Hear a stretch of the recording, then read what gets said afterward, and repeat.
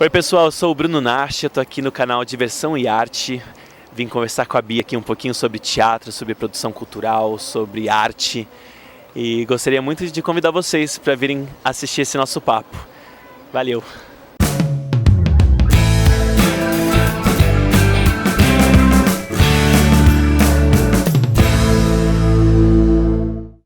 Bom, primeiro eu queria te agradecer por essa conversa. E, Bruno, eu queria começar perguntando para você, você tem um histórico atuando, né? Você tem um histórico também assim de formação para atuação, né? E você há algum tempo também vem investindo em produção. Então vamos começar falando disso, que é a maior novidade, que é essa...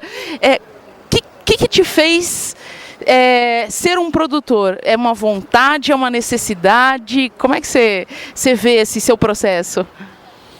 Eu acho que você definiu bem na última palavra, acho que foi uma necessidade. Necessidade não necessariamente de, eu quero ser produtor, mas necessidade de, eu quero falar isso agora e para falar isso agora eu vou ter que produzir isso.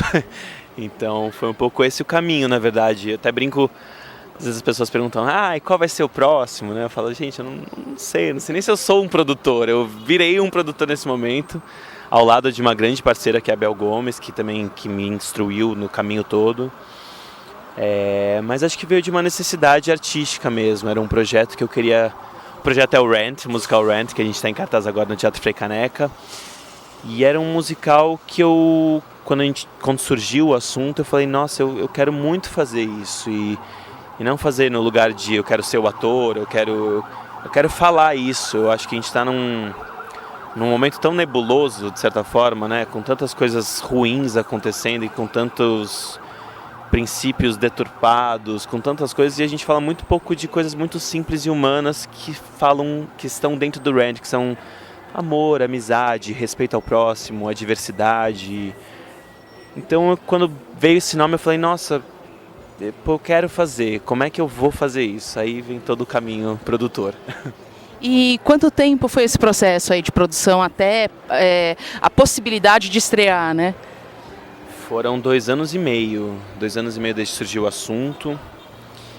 E aí é direitos autorais, resolver as coisas com o escritório lá fora, inscrever o projeto em leis de incentivo, que no final ainda não estamos usando, mas seguimos por esse caminho de apresentar patrocinadores, vai fazendo as versões, foi juntando uma equipe, foi juntando um elenco.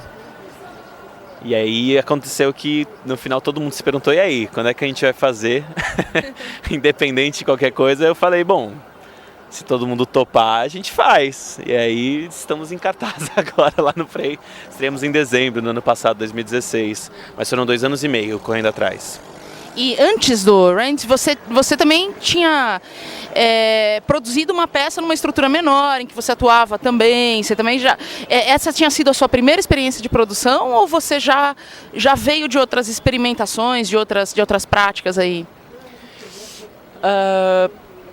Especificamente da peça que você está falando foi Os Estranhos que Nos Habitam, que eu não entrei nem necessariamente como produtor, mas foi um pouco essa formação. Juntamos o Wagner Dávila, que foi quem escreveu o texto, que queria muito produzir o texto que ele tinha escrito, porque ele queria colocar um trabalho dele em cartaz e tudo mais, e era um trabalho incrível. E aí juntamos 3 amigos no elenco, o Ranieri, que era mais um grande amigo do Wagner, nosso amigo também como direção, e juntos fomos tocando esse barco, ele tocando mais a produção, mas todos nós envolvidos, porque éramos em 5, não tinha muito...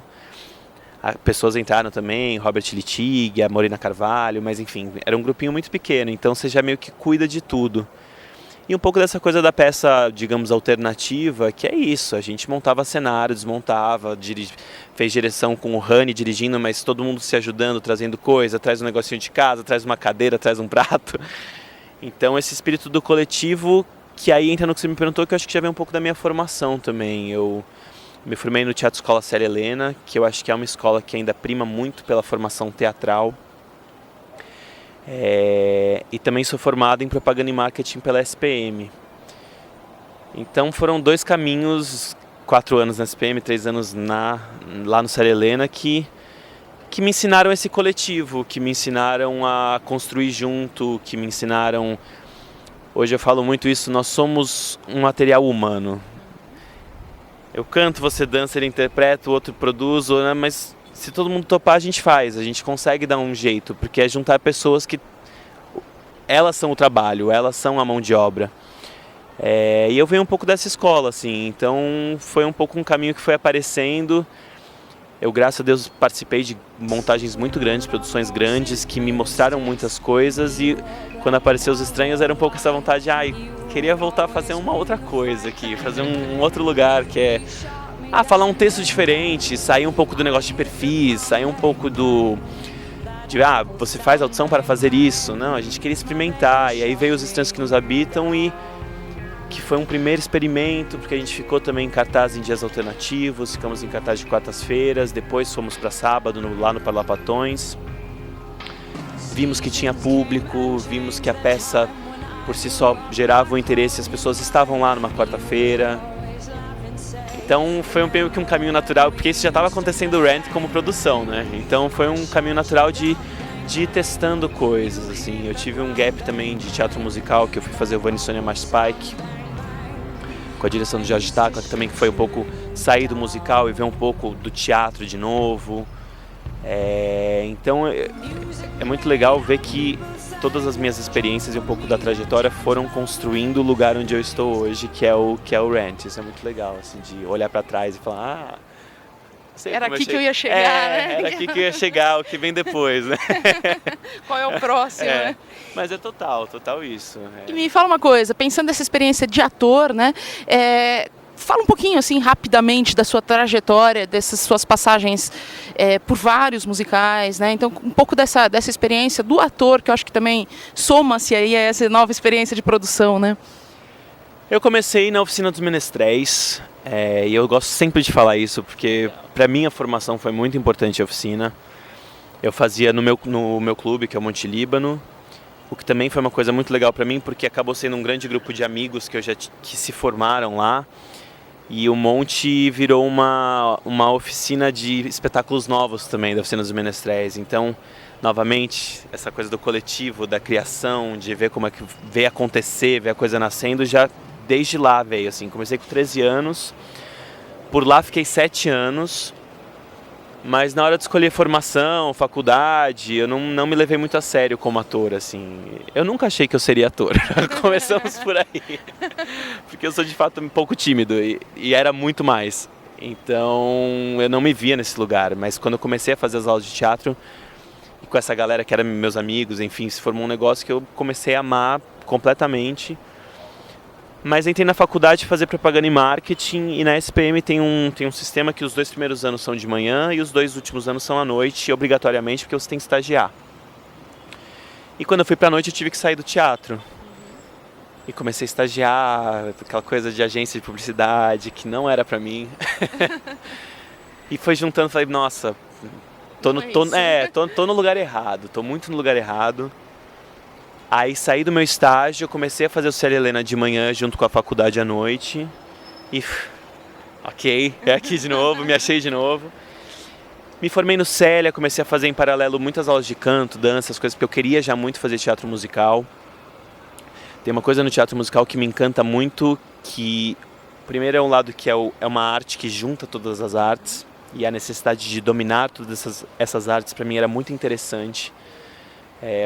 Eu sempre pensava, se eu ficar pronto para fazer teatro musical, teatro, dança e canto, eu vou estar pronto para fazer qualquer coisa. Eu sempre tive muito esse pensamento, que é um pouco contrário ao que muita gente pensa, né? Porque as pessoas às vezes colocam o teatro musical num lugar abaixo. E também porque eu sempre vi o teatro musical como um lugar onde eu conseguiria chegar em algum lugar sozinho. Porque a gente tem audições abertas, a gente tem a oportunidade de mandar o nosso material e mostrar o nosso material em muitas audições abertas. E então eu falei, esse é um lugar que eu acho que se eu correr atrás eu consigo entrar. Eu sempre tive muito esse foco no teatro musical por causa disso também. Porque companhia de teatro é muito difícil, televisão é muito difícil, cinema é muito difícil, já começam a ser lugares mais fechados, que você às vezes precisa ter uma bagagem para conseguir fazer um teste. E consegui entrar em 2010 no Mamma Mia, que foi meu primeiro musical, já com a T4F, que foi uma puta escola. Passei um ano e um mês lá. E graças a Deus aí comecei a emendar, porque do Mamma Mia eu fui pro Fame, que peguei meu primeiro pequeno personagem, que foi o Shlomo. Do Fame eu fui pro Rock in Rio, que me levou lá pro Rio de Janeiro, fui morar sozinho, fui penar um pouco, porque aí eu voltei pro ensemble e era cover de 2 personagens grandes, tinha que estudar pra caramba sozinho. Então, novamente, muito aprendizado. Do Rock in Rio veio o Cazuza, que aí foi um salto pra mim, porque além de fazer o Serginho, eu também comecei a fazer o Cazuza durante o musical, e aí novamente é uma coisa que te exige um autoaprendizado ali, um autoconhecimento de você, que você precisa ir e você vai. Cazuza, depois do Cazuza veio Vânia Sônia Macho Spike, que aí já foi saindo um pouco do teatro musical, e junto com Vânia e Sônia a gente fez Os Estranhos que Nos Habitam. E nisso já produzindo Rent, começando a produzir Rent. Em São Paulo e Rio, né? Um período você tava com uma aqui, outra lá, né? Teve isso. Eu tava em cartaz com Os Estranhos que Nos Habitam aqui em São Paulo, no Parlapatões, e a gente estava em cartaz lá no Rio de Janeiro com o Vânia e Sônia Macho Spike, no Teatro dos Quatro. Que foi maravilhoso, é muito legal. Não, é muito legal, 2 praças, assim, eu acho que é muito, muito gostoso. Mas a vida começou a ficar um pouco dividida Rio de Janeiro e São Paulo, porque eu fiz 3 temporadas lá no Rio de Janeiro, com Rock in Rio, com Cazuza e com Vânia e Sônia. Então abriu um pouco essas portas também. E aí depois veio Cinderela, que aí novamente São Paulo, Rio de Janeiro, que calhou no Rent agora, o Rent como ator-produtor. E para a gente fechar essa conversa, voltando ao Rent, quais são os desafios de produzir um musical hoje? Assim, que você, dentro dessa sua experiência, quais são as questões aí que envolvem, acho que a produção de qualquer espetáculo, mas especificamente quando a gente fala de musical, a gente está falando de uma estrutura que geralmente é maior do que as outras, né? Do que tradicionalmente. E quais são esses desafios que a gente tem hoje por aqui? Olha, acho até legal essa pergunta, que é uma coisa que a gente estava falando um pouquinho antes. Estamos em tempos sombrios. Acho que a cultura e a arte está passando por tempos muito sombrios, assim. Então, tá difícil para todo mundo. Fazer arte está muito difícil, né? Especificamente do teatro musical, entra num lugar que eu não gosto de falar mais difícil, mas eu acho que é um pouco mais difícil, porque o teatro musical tem necessidades técnicas que não são baratas. Então a gente tem questões de som, de luz, a gente está falando de um elenco, o elenco do Rent, que ainda é um elenco um pouco menor, a gente está falando de 20 pessoas, mais 6 músicos na banda. No dia a dia são 40 pessoas lá no teatro, então assim, é muito difícil porque é muita gente, até o pequeno acaba sendo muito grande. E a gente esbarra nessas questões, acho que até principalmente financeiras, de certa forma, que permeiam sempre a cultura também, que a gente tem hoje leis de incentivo que deveriam ajudar com isso, mas que estão muito desacreditadas e que estão passando também por uma crise, por um reentendimento de como elas funcionam, de quem participa, quem não participa. As empresas que costumavam participar e incentivar, hoje em dia tem um pé atrás, porque tem medo de estar investindo no lugar errado, ou enfim, do projeto não dar retorno. Quem não conhece a lei acha que a lei é ruim, não é benéfica, que ela é malévola, maléfica. Então, assim, são muitos desentendimentos juntos em torno de toda a nossa cultura, né? E ao mesmo tempo é um tipo de projeto que é muito difícil você fazer sem incentivo financeiro, porque hoje em dia nós não necessariamente temos um retorno com a bilheteria daquilo que se investe num projeto. Isso falando de projeto teatro musical, né? Eu acho que cada um adequa seu projeto na sua realidade, mas a gente pega de repente montagens que são feitas, por exemplo, pela T4F, que jamais poderiam ser feitas sem uma lei de incentivo, porque é muito grandioso, são muitos funcionários, são muitas pessoas no elenco, é uma qualidade técnica e um afinamento técnico gigantesco, então assim, as pessoas precisavam estudar um pouquinho mais a lei. Eu acho que o preconceito da lei vem... Eu estou desvirtuando um pouco da resposta, mas é que está me puxando o pensamento. Não, porque eu acho que o que desvirtuou as pessoas em cima da lei vem de um questionamento de que só coisas muito grandiosas são beneficiadas pela lei. Mas eu tenho um pensamento que vai para a raiz da coisa, que na verdade isso acontece porque só quem faz o investimento são empresas muito grandes que hoje têm conhecimento dessa lei. E para essas empresas muito grandes, acaba sendo só benéfico patrocinar coisas muito grandes que vão comunicar com todo o público dessa empresa. Mas as pessoas desconhecem que, por exemplo, o bar da esquina poderia ser um incentivador de Lei Rouanet, que poderia ajudar alguém numa peça no Parlapatões que precisa de R$1.000 e a pessoa poderia ajudar com 100. Só que você pega 10 botecos que te dão 100 e você tem os seus 1.000. Só que o boteco não sabe o que é Lei Rouanet. E as pessoas que fazem projetos pequenos talvez não saibam que ele pode ajudar com a Lei Rouanet. Uma pessoa física pode ajudar com a Lei Rouanet. Então o que eu sinto que falta, na verdade, é uma grande palestra, um ensinamento de como funciona, quem pode fazer, como fazer, quais são as consequências de fazer, não, porque também muita gente tem, não, porque eu vou fazer Lei Rouanet e o governo vai me perseguir. Tem todo Você fala, não vai, é um benefício, ao invés de pagar um imposto, você vai pagar para beneficiar uma coisa de cultura. E qualquer um pode fazer isso, então o que eu acho que é muito difícil na arte é um pouco esse desconhecimento por trás de tudo e até uma desvalorização da arte em si. A gente estava comentando de uma série de custos que estão sendo cortados, que deveriam ser destinados a, enfim, orquestras e lugares de cultura que você fala, poxa, mas de tanto lugar para se cortar, se é que tem que cortar, você vai tirar da arte que é um lugar maior, que é cultura, que é ensinamento, que é uma evolução humana, que toca as pessoas em lugares diferentes, que alivia tensões. E que no orçamento público já tem tão pouco, né? Que já tem tão pouco destinado. Então eu acho que, você me fala qual é a dificuldade de fazer um musical, eu acho que a dificuldade é fazer arte, porque somos muito desconhecidos e somos muito pouco valorizados.